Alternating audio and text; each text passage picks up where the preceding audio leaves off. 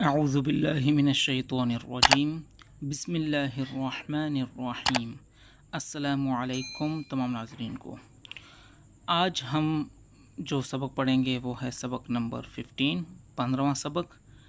یہ بھی خالی حروف کی طرح ہے، بس خالی حروف جو ہے وہ حرف ہیں، اور یہاں پر جو ہم 15 میں پڑھیں گے یہ حرف نہیں ہے۔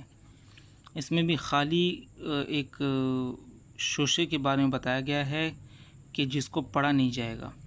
وہ کیسے آپ کو میں واضح کر کے بتاتا چلوں کہ یہاں دیکھیں اوپر لکھا ہوا ہے کہ بعض لفظوں میں کڑے زبر کے بعد ایک شوشہ زائد لکھا جاتا ہے۔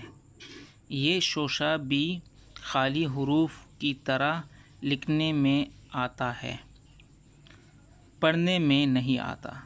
جیسے اب یہاں آپ کو بتاتا چلوں، یہ دیکھ رہے ہیں یہاں اوپر بتایا گیا ہے کہ کڑا زبر والے حرف کے بعد ایک شوشہ سا بنا ہوتا ہے۔ یہ دیکھ رہے ہیں یہ شوشہ ہے، تو دیکھیں اس شوشے کے اوپر نیچے کچھ بھی نہیں ہے، ٹھیک ہے۔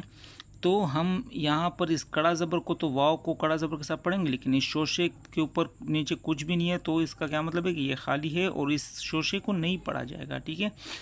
تو آپ یہاں پر مس و پڑھ کے آگے ڈائریکٹ ہو پڑھیں، مس و ہو، ٹھیک ہے۔ ہم اس کو ریوائز کر لیتے ہیں۔ آپ لوگوں سے بھی ریکویسٹ ہے کہ آپ تھوڑا غور کیجئے گا اور ہمارے ساتھ پڑھنے کی کوشش بھی کیجئے گا۔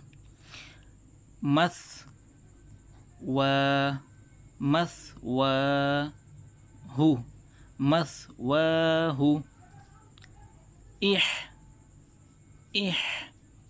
احداہو، احداہما، احداہما،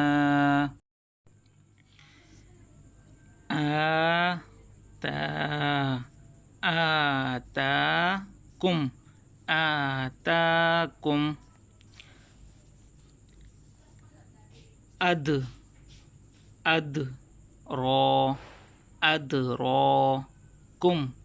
ادراکم۔ آپ دیکھ رہے ہیں شوشے کو، میں یہاں پر یہ جو شوشہ بنا ہوا ہے اس شوشے کو میں نہیں پڑھ رہا ہوں۔ ادراکم، نجواہم،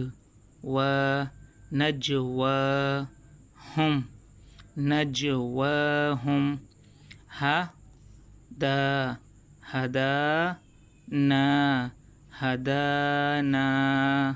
یہاں پر بھی میں نے شوشے کو نہیں پڑھا، دیکھ رہے ہیں یہ والا شوشہ۔ تو یہاں تک یہ تھا 15واں سبق۔ آپ لوگوں سے ریکویسٹ ہے کہ اس کو اچھی طرح سے یاد کریں اور اسے اچھی طرح سے مشق کریں۔ التماس سے دعا میں یاد رکھیے گا، اپنا خیال رکھیے گا۔ اللہ حافظ۔